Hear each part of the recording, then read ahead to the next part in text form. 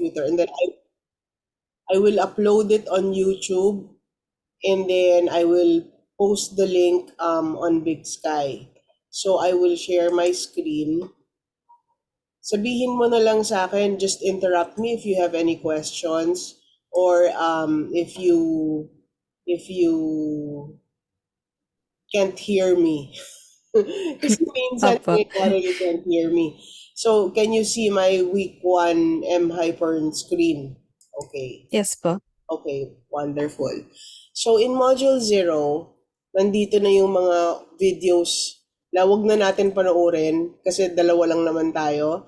Panoorin mo na lang on your own, and sana yung classmate mo panoorin din niya. Nandito naman ang lahat ng links ng self-intro at saka intro to Hyper in class, and may print versions din, and yung course outcomes and system requirements. Okay. Now, ano bang importante dito? Ang pinaka-importante dito ay ito, si intro to Mmehypr. So, sige, pagbigyan na natin yung video, panoorin na lang natin. Yan. Naririnig mo, dear? Yes po. Hi, it's me again. Let me discuss with you our syllabus. Now, I'm going to, really be quick about it because I am mindful of the fact that most internet connections are slow. Just bear in mind that if you have any questions, please do not hesitate to message me, or to email me about them. Anyway, you can read everything. It's all in Big Sky. Let me open Word. Let me go straight to the course outline. Today we will discuss some filmic genre characteristics. For the first week, what you have to do is create a presentation of a movie or K-drama that I will assign to you. It has to be something that I watched. The instructions are right here in the syllabus, and I am going to put a separate entry regarding this. On the second week, what you have to do is your topic background, complete with citations and references in APA format. Your topic background is important because that is what you will work on for the rest of the term. So let's say, for instance, your topic is basketball, okay? Your story will be about basketball, and you will have to make your story idea on the following week. They're all connected. And then after that, the character design and your milieu should be based on your story. So see how they're connected? You will also create your preliminary final hypernarrative story tree. Also, on the fourth week, you're going to have an exercise wherein you will create an alternative storyline for the movie or K-drama assigned to you.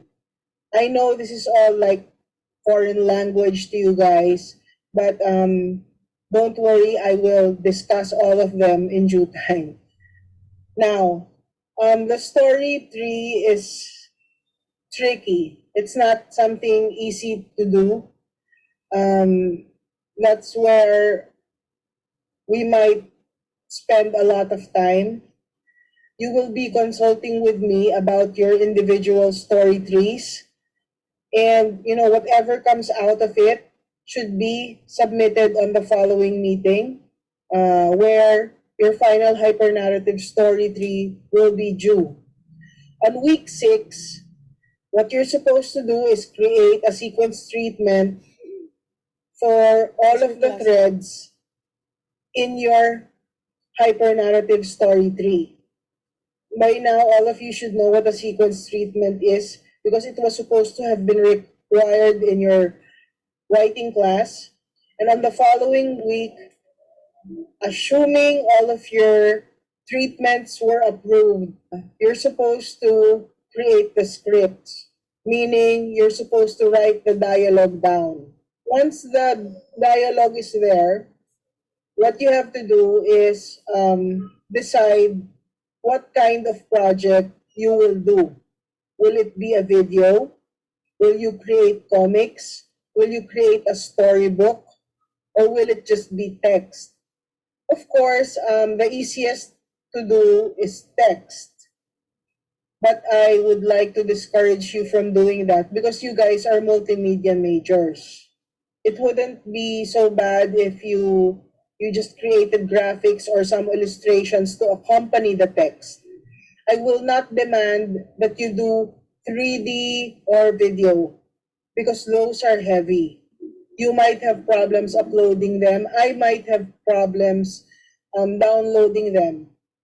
I might even have problems viewing them online to check them.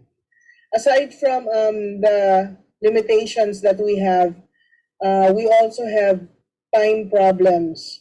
I have had students in the past who did not finish their final projects because they were too ambitious. Now, at the end of the day, I will have to check something. If you're not done, there's nothing for me to check. And your final hypernarrative prototype will be 30% of your grade. So, let's try to be conservative.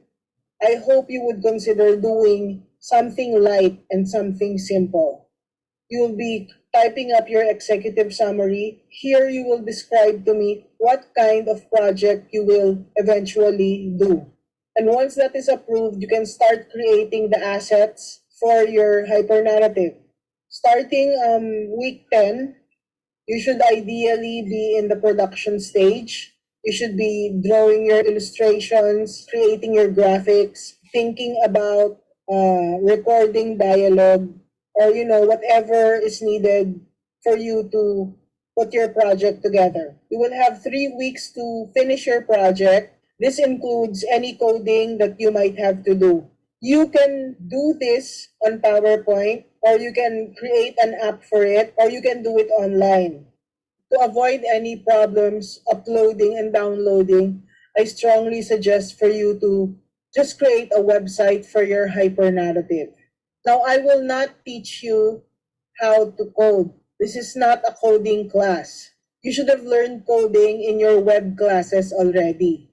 Generally, what I'm going to look at here is the flow of your story and the aesthetics. On week 13, your final hypernarrative prototype will be due. I will only assign you certain threads to do. If you have, let's say, 9 story threads, I'll probably only ask you to do 3. Now, this is your grading system. Your topic background is 5%. Um, the movie narrative structure exercise is 5%. The alternate storyline is 5%. Story idea, 5%. Character development, 5%. Milieu, 5%. For a total of 30% before midterms. Your final story tree is 10%, sequence treatment is 10%, and script is 10%. That totals 30%, and that will be for midterms. And after midterms, what you have to do is your executive summary, which is 5%, and hypernarrative prototype, which is 30%. The audio will be 5%. This audio grade used to be a recitation grade or a class standing grade, but we might have a difficult time online. So I just changed it to audio. But it doesn't mean that, I won't be calling you in class. In order to survive this class, it would help a lot if you always submitted your work on time. Because as you can see, everything is connected. If you get delayed in submitting, approval gets delayed as well. And it's going to be a cycle where everything is moved back. But the problem is, the final deadline will not move because the term has to end. So I hope that didn't scare you. So that's it for now. See you in the next video. Bye! Okay. So, yun yung rundown ng class natin. Just to clarify, uh, ang dami kong binanggit na medium kanina, no? Like comic, storybook, video, whatever, or graphic novel. What I meant was, yun yung mga medium, pero lahat sila hyper-narrative. Yan. I'm just clarifying that para lang walang confusion. Kasi apparently dati merong na-confuse. Akala niya pag sinabing comics, comics ang gagawin niya. Period. Hindi comics na hyper-narrative. So lahat ng sinabi ko na yon, storybook hyper-narrative, video hyper-narrative, 2D hyper-narrative silang lahat. Okay? Walang magsasubmit lang ng comics lang or ng video lang or ngayon. Now sinabi ko, I would discourage video. Actually hindi na. Hindi na. That video was made during the pandemic when students did not have access to equipment. Medyo nabigla rin yung mga students at that time. Meron lang sila telepono sa bahay, nakakulong tayong lahat. So, hindi na ganon. Pwede nang mag-video. In fact, yung preference ng karamihan ng tao is video. Why? Kasi video, isushoot mo. Hanap ka ng artista, mag-shoot ka, edit mo, tapos. Okay? So, ipoprogram mo dun sa presentation software or wherever platform you decide to do it. Yung mga graphic novels, storybook, ganun, idodrawing mo isa-isa, i-color mo isa-isa. Masyadong time consuming, okay? So, marami actually ang may prefer ng video. Yung iba, graphic novel, ginagawa nila parang game. Yung may mga characters na nagsasalita. Yung same background, pero yung characters nag-iiba-iba ng posisyon, nag-iiba-iba lang ng facial expression, tapos sila yung nag-uusap, ganon. Tapos noon, pag nagpalit ng location, magpapalit lang yung background, ganon. Parang game. So, well, yung pinaka-gist nitong lahat is, sana maintindihan ninyo kung ano ang hyper-narrative. By next meeting, sana nandito kayong dalawa para pag diniscuss ko kung ano ang hyper-narrative at nagpakita ako ng examples, makikita ninyong dalawa. Para wala kayong confusion. Pero, just for today, isipin nyo na lang ito. A hyper-narrative is a story. It's a narrative. It's a narrative na hyper. Okay? It's a narrative na hindi lang isa yung kwento. Marami. Because at the end of each part, you choose where you will go. So kunyari, ito yung part, you choose kung saan ka pupunta, kung anong path ang pupuntahan mo. Okay? And then, after, kunyari, ito, chinose natin to. May choices ulit yan. And so on and so forth. Kung napanood, Miss, Nathania, napanood mo ba yung Yes po. Bandersnatch? Bandersnatch ba yon? Sa Ah, Netflix. yung ano, under- Parang basta ganon. Parang yung Black Mirror po?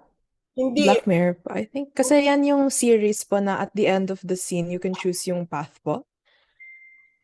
Kasi I think I watched sa mirror. Netflix po. Kasi sa Netflix po, iba-iba po yung movies. So I think I watched yung isa pa po na same series na after the end of the scene, you can choose po ano yung next na Yun. scene. Opo. Yun. Opo. Sandali, wait. Naririnig mo ba yun, Chris? Opo. Okay, kasi nagbukas ako ng Netflix, pero kasi hindi mo naman makikita kahit i-share ko dahil bawal mag-share ng Netflix. Opo, bawal mag-share po. Oh, hindi makikita. So, sa Netflix, ang gagawin mo ay magsa-search ka ng interactive movie. Opo. Sandali ha. Ay, ano ba yan? Movie. Yung Black Mirror, ano lang siya, di ba? Parang series of weird kwentos. Yung, nasan ba? Opo. Hinahanap. Pero yung nung na-search ko po, kasama po yung Bandersnatch sa interactive film. Kasi Black Mirror, yung colon Bandersnatch po, kasama po sa interactive films. Kasi I remember I watched isa pa po. Actually, di po ako sure kung ito or isa pa. Pero I watched yung interactive film po na you choose. Ayun. Yung choice po. Parang ganun ang drama natin. Whichever medium you choose, interactive siya. Pero, structured. What do I mean by that? Hindi siya basta-basta kung saang part mo maisip, dun mo ilalagay yung choices. Kasi may nag-submit sa akin before, kunwari lang, may tumatakbo. Saan siya pupunta? Right or left? Pati yung mga right or left, up or down, pati yung mga simpleng bagay na gano'n, may choices. And then na-realize ko nung term na yon, hindi pwedeng ganito. Kasi merong student na gagawa ng sangkatutak na choices, merong student na kuripot, na alam mo yon after major parts lang. Tapos naisip ko, this was all nung pandemic naisip ko na dapat equal sila ng trabaho. Kasi may nagko-complain na, miss, ang dami-dami kong ginagawa, ganyan, blah, blah, blah, blah. Ayun. Ang daming ginagawa kasi ang dami kong choices, ganyan. Tapos nun, may nagsabi naman na, miss, bumagsak ako kasi yung story ko complicated.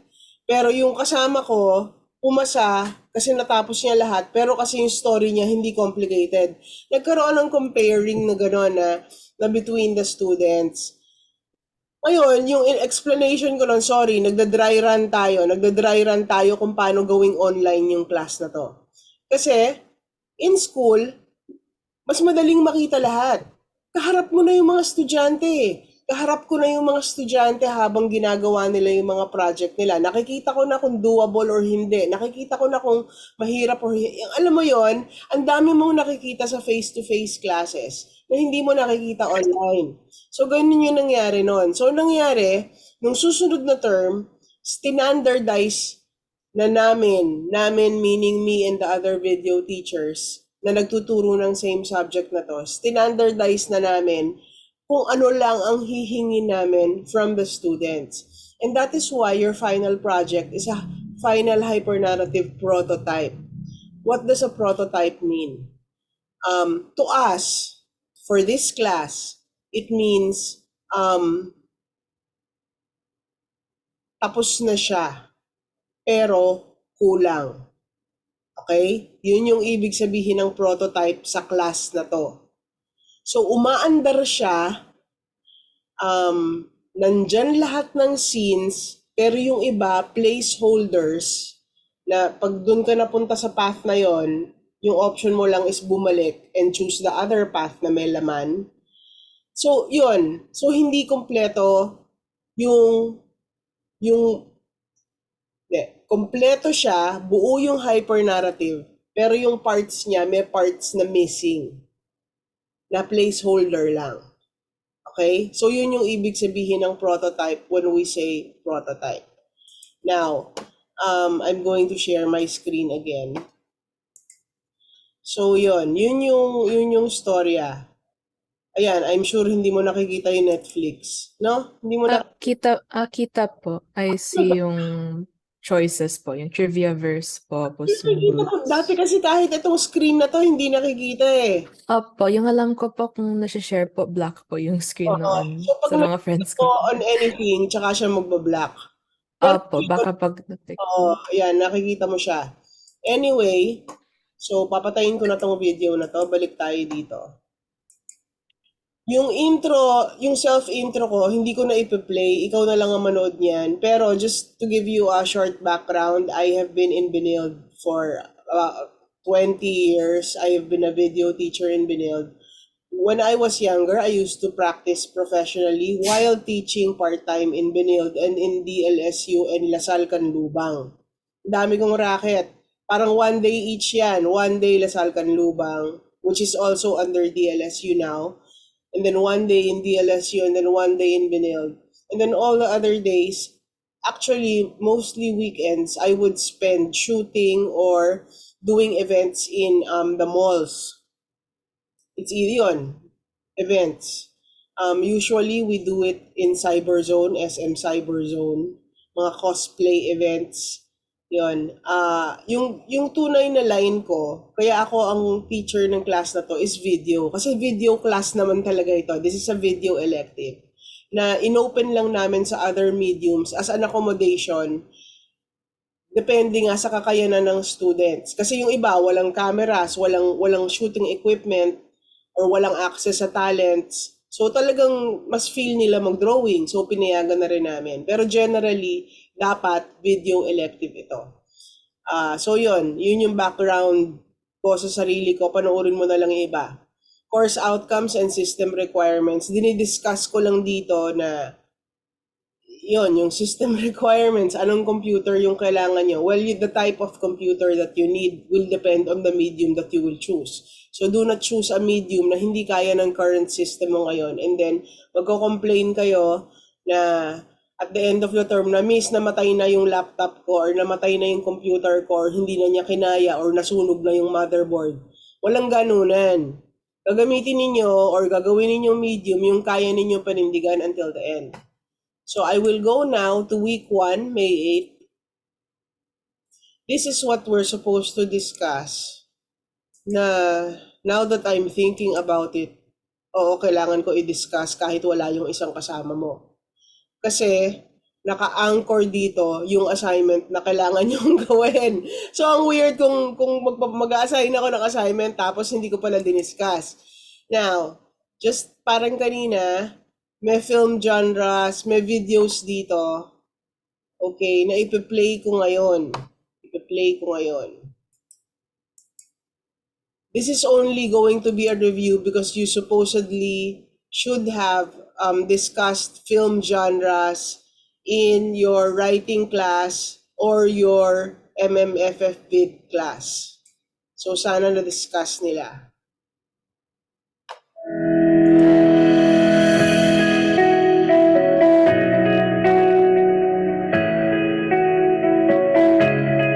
Hi, it's me again. I'm supposed to discuss filmic genres. This is just a review, so you're supposed to have taken this up in your writing class. So hopefully this isn't really new to any of you. In the comedy genre, the main emphasis is humor. It's supposed to make you laugh. It's supposed to be light. You're supposed to be happy. Now, some examples are Austin Powers, the Austin Powers movies, Mr. Bean, Jim Carrey films, and locally it's Dolphy and Vic Soto films. Next is drama. Now, when you say drama, it doesn't mean that, it's sad or it's a tearjerker. Yeah, of course, sad movies and tearjerkers are classified under the drama genre. Any serious movie may be considered a drama. Now, examples here are Fault in Our Stars, The Greatest Showman, Parasite, A Star is Born, and Logan. The next one is the action genre. In the action genre, there are protagonists and antagonists. Now, all of these characters are placed in an environment that include violence, fighting, rescues, and chases. It's usually fast-paced. It's usually exciting. While watching, you tend to take sides. And usually people side, of course, with the good guys. Examples of action films are the John Wick movies, the Rambo movies with Sylvester Stallone, the Fast and the Furious movies, London Has Fallen, I just saw it recently, and the Mission Impossible movies. Now, horror films are films that elicit fear in its audience. They deal with evil, the demons, and a variety of supernatural characters like ghosts, goblins, vampires, and in Filipino, baswang. Now, zombies and Frankenstein used to be classified under the horror genre, but they're not anymore. And I will explain that later. Examples of horror films are Child's Play, Dracula, Nightmare on Elm Street, Paranormal Activity, and The Exorcist. These are the films that, when you watch them, you won't be able to sleep at night. The next genre I'm going to talk about is the science fiction genre. Now, the science fiction genre deals with all sorts of scientific concepts, such as aliens, space exploration, mutation, parallel worlds, other worlds, time travel, robots, cyborgs, diseases, natural phenomena, and technology. Examples of science fiction movies are Outbreak, which is actually about the Ebola virus in Africa. San Andreas is an earthquake film. Star Wars, Other Worlds. Apollo 11, it's about the moon landing. I Am Legend is a zombie movie. It was a virus that started the zombie apocalypse. Pacific Rim, it's about robots. And Frankenstein deals with lightning, energy, cut up body parts. Generally, it tells the story of Victor Frankenstein, a young scientist who creates a creature in an orthodox scientific experiment. So, ang Frankenstein ay science fiction. The next genre that we will talk about is the fantasy genre. Themes in fantasy films revolve around magic, mythology, folklore, or fantasy worlds.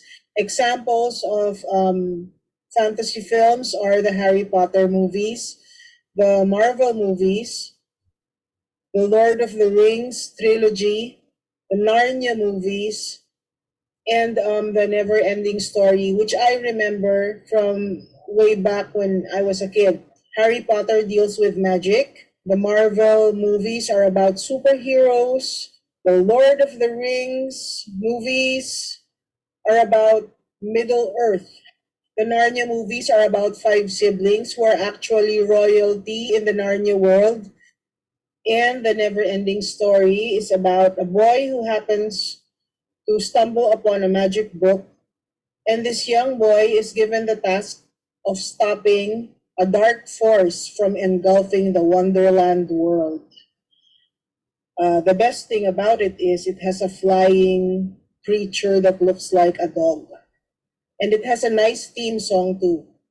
The next genre I'm going to be talking about is the romance or love story genre. The primary focus of this genre is the relationship and romance between two people.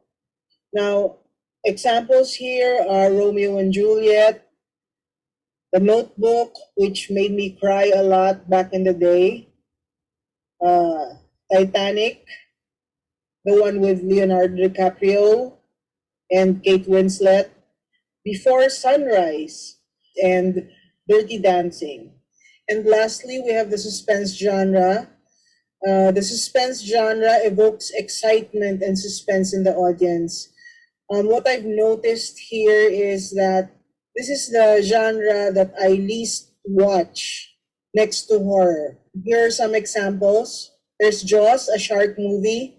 Silence of the Lambs. It's about Hannibal Lecter, a cannibal. Panic Room. This is about a mom and a kid who is trapped inside the panic room of their house because somebody wants to kill them. Conspiracy Theory. This is about a guy who believes in conspiracy theories. It was played by Mel Gibson, and it turns out that, his conspiracy theories that involve Julia Roberts were all accurate and true. And Psycho, where the plot centers on an encounter between an embezzler on the run and the shy proprietor of a secluded old motel and its aftermath. The suspense films have the gulat factor, and somebody always dies. Or if not, the protagonists just nearly escape death.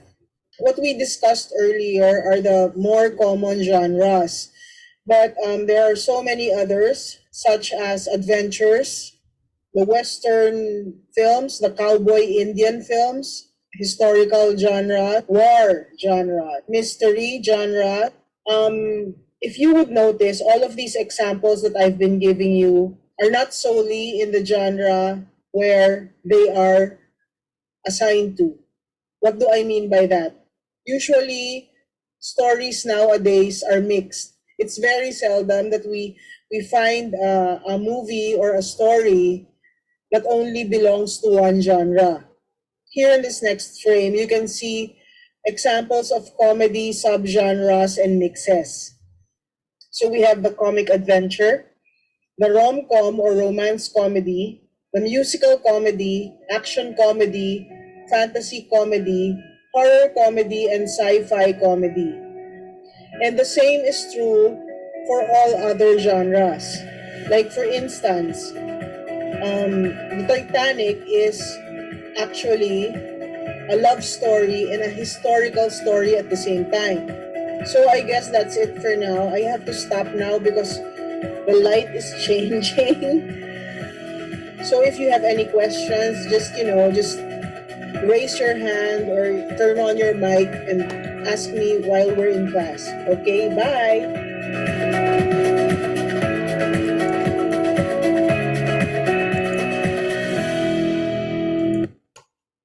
Okay. So, ayan, dalawa na kayo. Welcome, Rochelle.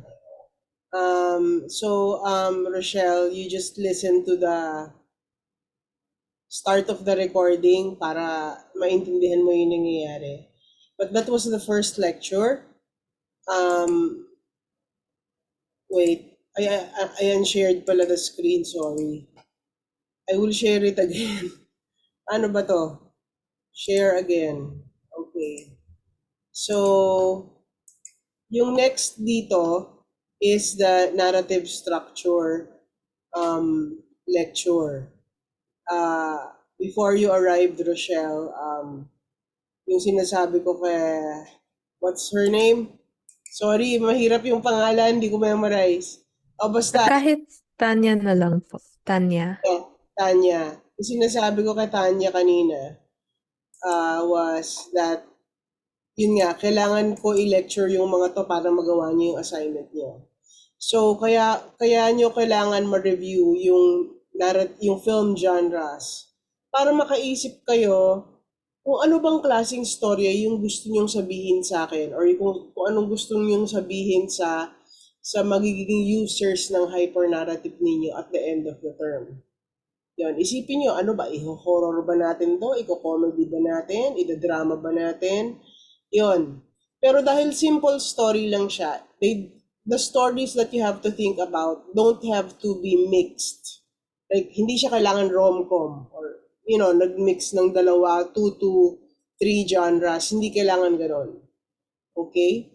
To give you an idea, well, last term, meron akong isang comedy na, comedy lang. Yung ano niya, yung characters niya were ghosts and nabubuisit sila kasi may family na nag-move in dun sa kanilang haunted house. Hindi yun horror kasi hindi naman nakakatakot yung ghosts eh. As in, cute sila and all. Pero storybook siya. Storybook hyper-narrative siya. And yun, funny lang yung dalawa. Funny lang yung dalawa kasi may parts doon na may choices. May choices yung hyper-narrative na yung sa unang obvious choice, matatakot yung pamilya. And then yung ending nun, mag-move out sila. Kasi masaya yung dalawang ghost. Pero yung ibang choices ang funny kasi, kunyari, si daddy, tinatakot nila si daddy. Tapos si daddy hindi tinatablan. Yung ganon, yung parang, tapos yung drawing pa ang funny. Anyway, magpapaalam ako if I can share it with you so we can look at it in class. Pero kung hindi pumayag, well, malas na lang natin. I'll share those na, yung mga pumayag naman yung owners na i-share ko sa class. Okay? So, yung next lecture na kailangan ninyong marinig bago natin i-discuss ang assignment ay ito.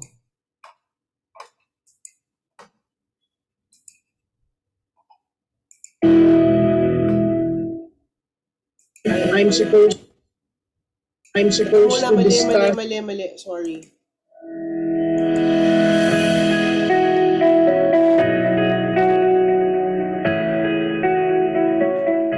Hi. Narratives are usually imaginary or fiction, but it doesn't mean that they are all fiction, because there are narratives that are based on true stories and facts. Um, they are usually internal concepts. The story development is planned. Dialogue is scripted, although sometimes there is no script. I actually know some filmmakers who allow their characters or their actors rather to ad lib because it comes out more natural. Yeah, when you shoot a narrative, you use trained actors.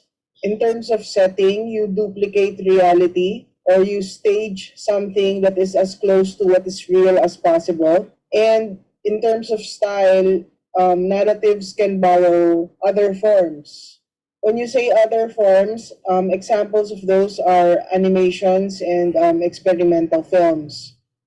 So again, I will stress that you guys should create simple narratives in class because you will not only be doing one thread, but you will be doing many threads. A simple narrative example would be Three Little Pigs. It has a unified set of relationships. There is a chain of events. There are cause and effect relationships. There are certain motivations present. Motivations are important because they're the ones that give characters reasons to do something in the story. And lastly, all of the elements have a reason for being there. The plot is the sequence of events that happen in a story. So it is more correct to say what's the plot of your story rather than what's the story of your plot. The story is where the whole narrative is being told by the plot, when all its other elements like character, setting, style, point of view, dialogue, and theme are tied together. I have here the 5-act narrative structure, the 1, 2, 3, 4, 5. The one with number 1 as exposition, the beginning of your story. This is where you will introduce everything. You introduce the characters, you introduce the setting, you introduce the period where the story takes place. Number 2 is the rising action. Here in this part, this is where the problems pop up. Number 3 is the climax. This is the most exciting part. This is when the characters try to solve their problems. Number 4 is the falling action. Usually, the falling action is very short. Not much time is spent in the falling action, but this is a good time where you can put twists. If you don't have a twist, you can just go straight to the resolution. But if you do have a twist, whatever that is, it should get solved in number 5 in the denouement. So here are the different structures that you can use. I strongly suggest for you to just use 1, 2, 3, 4, 5, but you can also use 2, 3, 4, 5, 1, 3, 1, 2, 3, 4, 5. The story opens at the most exciting part. Number 3, the climax. There's 1, 0, 2, 0, 3, 0, 4, 0, 5. 0 is the backstory. It's the flashback. It's what explains why things are happening. It helps the audience understand what's going on because it generally contains the background. And then there's 5, 4, 3, 2, 1. An example of this would be Benjamin Button. And then 5, 1, 2, 3, 4, 5, where the story starts at the end. So the story opens, we're watching the ending. It doesn't really elaborate anything. So there is a reason to go to number one and to tell the whole story so everybody will understand. So the 1, 2, 3, 4, 5 that we discussed earlier is an example of a story with a linear structure. It follows the natural order of things, the natural order of life. It's chronological. There is a cause and effect type of pattern, and all the others with jumbled numbers are nonlinear types of narratives. You are free to create whatever sequence you desire. You may want to begin at the end and end with the beginning. You may start in the middle, go back to the beginning, and then finish with the end. You may also wish to go back and forth the story's timeline. So if you decide to go nonlinear, you will still have to tell me the number pattern. Okay? So, whatever it is, you make sure it's in your story idea. Your story can have a single goal or it can have two goals. You can either use the 5 act structure that I discussed earlier, the 1, 2, 3, 4, 5, but you can also use the 3 act structure, which contains the incitement, setback, and climax. It still contains all 5 parts. It's just that in the end, in Act 3, right after the climax, the story immediately ends. And here's another frame of the 3 act structure. The example here is Matrix. If you haven't watched this film yet and you have a free evening, go ahead, watch it. And you've got the 9 act structure, which is a little more complicated. Well, it's right here. So many things are happening. For this class, I hope you don't get into the 9 act structure because you might not finish your project. So in the 9 act structure, you've got Act 0, where the backstory, the prehistory, and the biography of the characters are present. Act 1 opens with an image. In Act 2, something bad happens. In Act 3, we meet the hero. Act 4, the hero commits to fixing the problem. Act 5, the hero goes for the wrong goal, makes a mistake. Act 6, there is a reversal. Something pops up and the hero changes his goal.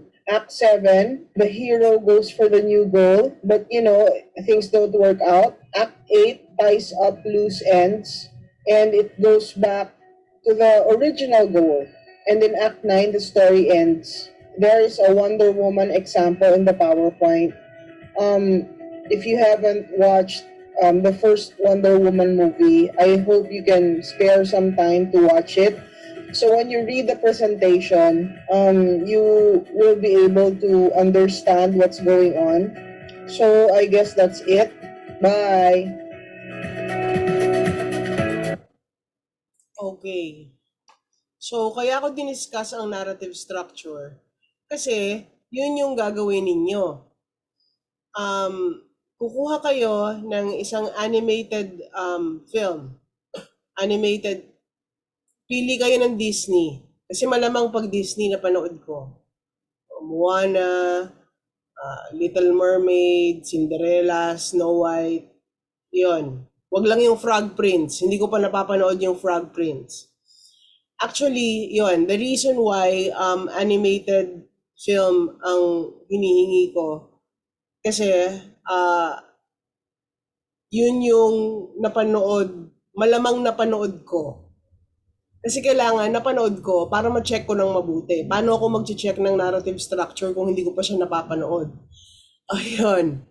Tapos kung 20 naman kayo, well, dalawa lang kayo ngayon, pero kung sa normal class na 20, kung all 20 hindi ko pa napapanood, oh my, hindi ko kayang panoorin lahat yon, maloloka ako.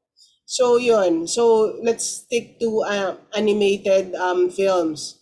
Now let me ask both of you now, ano ang film or animated film na gusto ninyong gawin for your first assignment. Ang gagawin ninyo ay gagawa lang kayo ng PowerPoint and isusulat ninyo yung narrative structure na 1, 2, 3, 4, 5. Okay? Karamihan naman ng animated films ay 1, 2, 3, 4, 5. Wag na natin yung ganito, yung overarching story, arcing story na lang yung isulat natin. Wag na natin ilagay yung mga side na nangyayari. Kasi marami, pag Disney, marami yan or kahit pag Pixar actually, madami yan. Mga side stories or side quests. Maraming ganyan Doon lang tayo sa doon lang tayo sa major storyline. So, kunwari, Snow White. Yun, alam siguro nating tatlo kung anong nangyari sa Snow White. Yung una, namatay si Daddy, mirror mirror on the wall, kay stepmother, di ba? And then, doon na nagkaroon ng problema, yung rising action mo, pinapatay sa huntsman, hindi naman pinatay, buhay pa pala.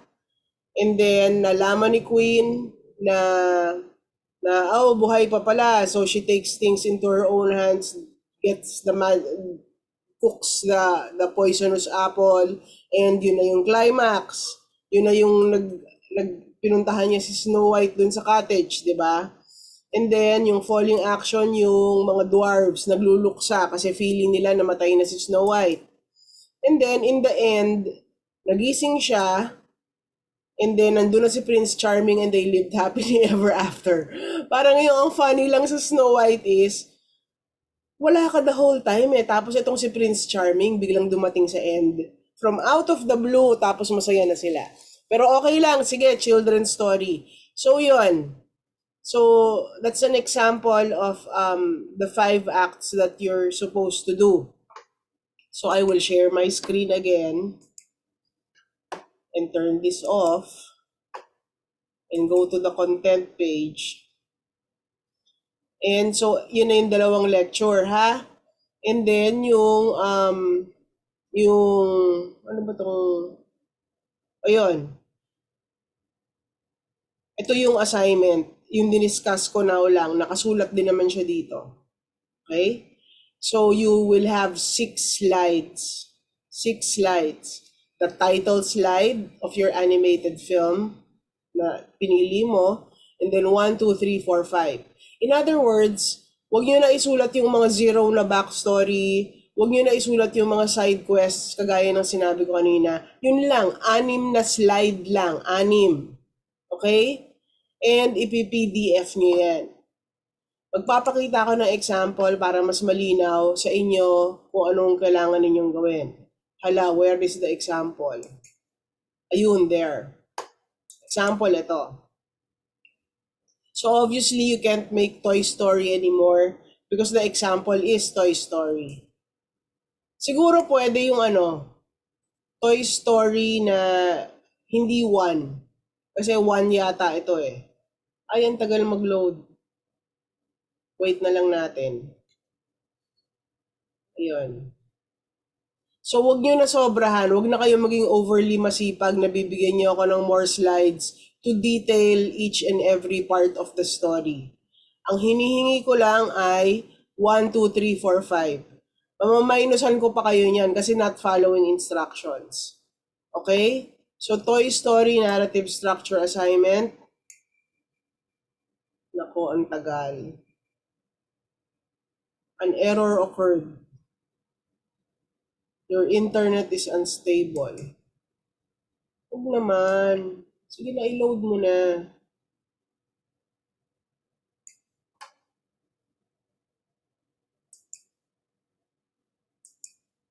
Wait lang, hindi pa naglo-load. Sorry. Ayun. Oh my gosh. May download option ba?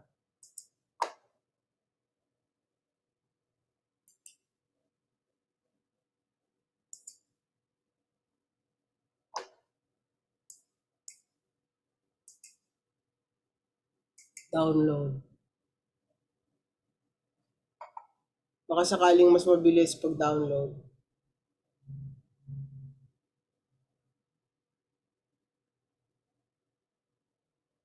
Two minutes. Okay. Sige, while waiting for this, meron ba kayong question so far? Wala naman po for Nini. Okay. Wala naman po. Okay. Dapat, Assignment po, di ba po? assignment ang pinag-uusapan natin ngayon. Dapat dinownload ko siya.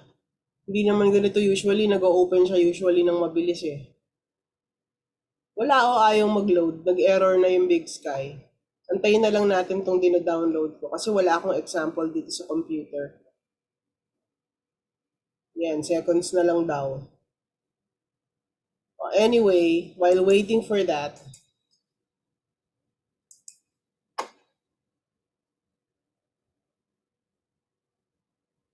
wala na, nag-hang na ang tagal. Okay. So yung example na yan, kung hindi ko man siya mabuksan kahit kailan, nandito yon. Okay? And this is, wala ang tagal talaga. Yung recording na nandito ngayon, ito pa yung last, ito pa yung last time, ito pa yung last term. Kasi what I did was, I just copied my course last term to this term, and then aayusin ko na lang lahat ng dates. So yung recording na nandito, i-off ko muna, since ang tagal niya. And I will just open the eye again when I upload our own recording today. Ayan, okay na, yay. Okay, Leoncio. This is from Miss Leoncio. So it's Toy Story, and then dun sa first slide, title slide. And then the second slide, exposition number 1. The first part of the narrative.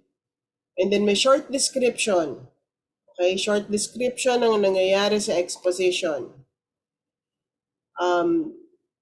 Yung exposition, dyan nyo ini-introduce yung characters and yung kung anong setting ng story. Okay, rising action. Usually in the rising action, dyan lumalabas yung mga problems. Ano ang naging problema ng characters and paano nila balak ayusin. So bale, yung tension, tumataas, and then papunta kang climax. Okay? So siguro kung si Humpty Dumpty ito na yung malalaglag siya. Ito na yung malalaglag siya sa wall tapos mamumblema silang lahat. Climax is obviously all the king's horses and all the king's men trying to put Humpty Dumpty back together. Dito sa Toy Story, ito na yung si Sid. Nandiyan si Sid, tino-torture yung toys. Si Sid actually yung main problem, isa sa mga main problems dun sa Toy Story 1.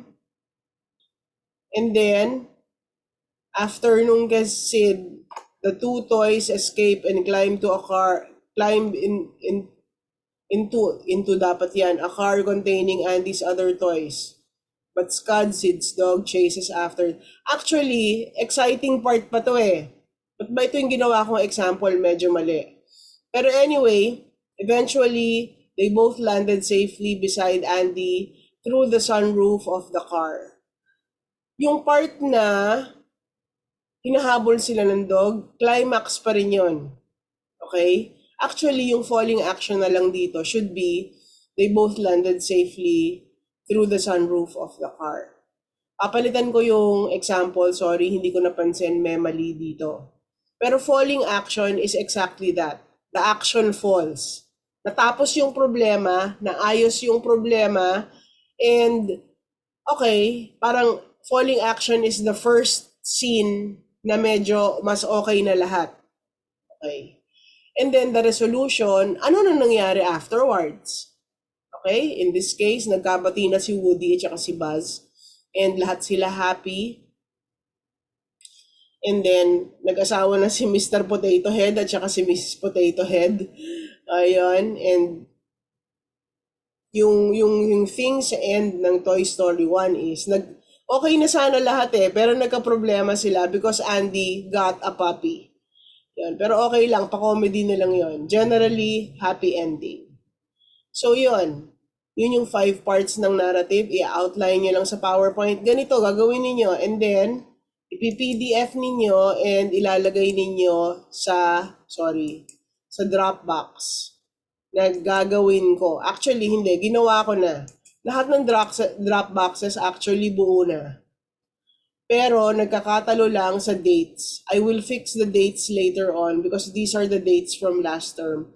I will put in the new deadlines.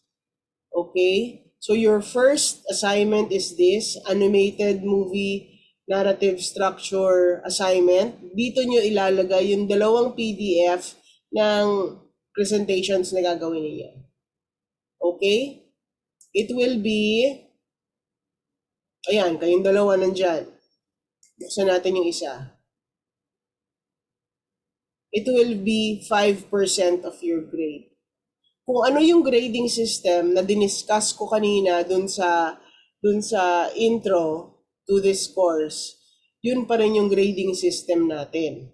Okay? Pero kung mapapansin ninyo, percent. Hindi ako yung type na magbibigay ng any number from 0 to 100 and then i-convert ko to percent.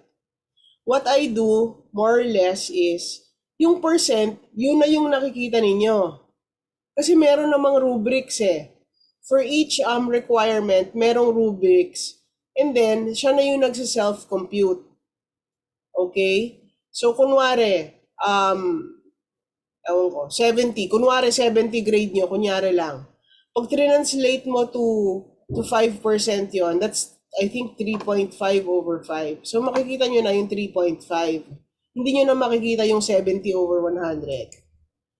Okay? So, punta tayo sa grades lang. Just so you can see. Ayan buo na yung grading natin dito. You've got your narrative structure over 5 topic. Lahat yan, mag-self-add na lang siya hanggang sa huli. Okay? Hanggang sa huli. So, yun. Now, there are only 2 of you, but they are still accepting enrollees. So, I'm not sure whether this will become a regular class or not. Pero, wag na kayong umalis. Diyan lang kayo. Kasi kahit naman, hindi ito maging regular class, hindi na nila ito i-dissolve. I doubt if they will dissolve this. Okay? Gagawin nila tong special class. In which case, ganun din. The difference of a special class and a regular class is we are not obliged to meet every week. Pero since 3 lang tayo dito, kung hindi na tayo madagdagan, I am obliging you to see me for the first 7 weeks at least. Okay? Kasi, you will find out in the coming weeks why it has to be the first 7. Hindi tayo pwedeng mag-skip kasi sayang ang oras. Matagal gumawa ng hyper narrative. So my objective as a teacher is to get all of the lectures and activities and assignments out of the way so we can concentrate on the final project. Okay. Now, unfortunately, to get to the final project, you have to pass through all of these smaller activities because like I described earlier, they're all connected. Okay? Itong PowerPoint na to, this is not connected. This is one of the 2 activities that are not connected. Okay? Pero everything else in this grading system, lahat ng requirements na yan, they're all connected to this final hypernarrative prototype. If you don't get to do one, you cannot proceed to the next. So kunwari, si topic background, hindi ninyo ginawa, never mag-o-open ang story idea folder. Okay? So hindi nyo magagawa. Hindi naman pwedeng mag-submit kayo ng story idea ng walang topic. Diba? And so on and so forth. Your character design and milieu folders will not open unless you do your story idea and I grade it. Why? Because anong character ang pag-uusapan natin at anong milieu ang pag-uusapan natin, wala nga kayong storya. Diba? Kumbaga Snow White, wala kayong storya So, paano natin i-discuss si Snow White? Diba? So, yun. And then you've got your story tree, which will be the basis of your final hyper-narrative. Dito sa story tree, ang story idea ninyo is already one path in your story tree. And you will create all the other paths. And then you will create a sequence treatment for all of the paths or events that you did. And then you will create 3 scripts. Kasi, dito sa final story tree, marami ng branches yan, di ba? Ang dami ng nangyayaring paths, ganon. Dami ng events. Lahat ng events na yun, gagawa nyo ng sequence treatment. Pero, 3 lang. Kunyari, 5 yan yung 3 na pipiliin natin, pareho kayong 2. Para pareho ng gravity ng kahirapan. Okay? Hindi pwedeng magkaiba kayo masyado ng 3. So, kunyari, ito yung 3 ninyo. Kunyari lang. Ang gagawin nyo lang, 3 path. Ergo, 3 script lang ang gagawin ninyo. Hindi 5. Okay? Or hindi mas marami sa, hindi mas marami sa 3. So, 3. And then, executive summary, where i-describe ninyo kung anong klaseng project yung gagawin ninyo for the final hyper-narrative prototype. And then, gagawin nyo na yung project. Gagawin nyo na yung hyper-narrative based on the sequence treatment and 3 scripts and the final story tree. And then, yung audio grade is kung may audio or wala. So, kung wala akong marinig, 0 yan. Kasi wala akong narinig.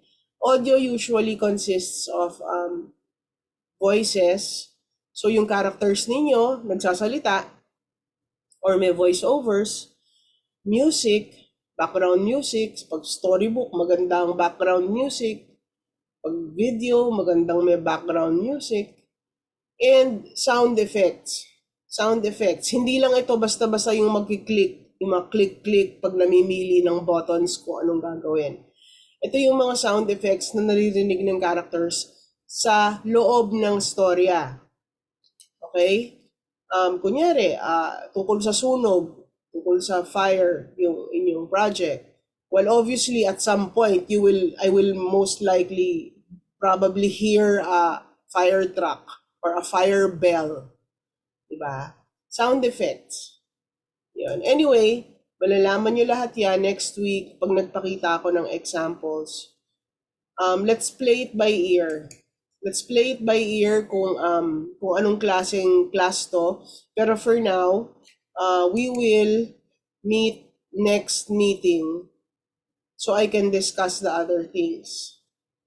Yun. I intend to treat this as a regular class na rin unless talagang merong mga hindi makapag-meet. Pero since ito yung nasa SER ninyo, I assume that every Monday morning, you guys are free. Kasi kung mag-iiba pa tayo ng schedule, baka mamaya meron ng isa sa inyo na hindi free. 3 na nga lang tayo dito. Kawawa naman tayo masyado. Okay? So are there any questions so far? Wala naman po for me, miss. Okay. Ikaw, Rochelle, meron kang questions? Ay, wala po. Wala po. Okay ka naman. O sige, so aayusin ko na lang yung Dropbox dates. Pero yung deadline ng first assignment ninyo na narrative structure PDF na animated movie ay sa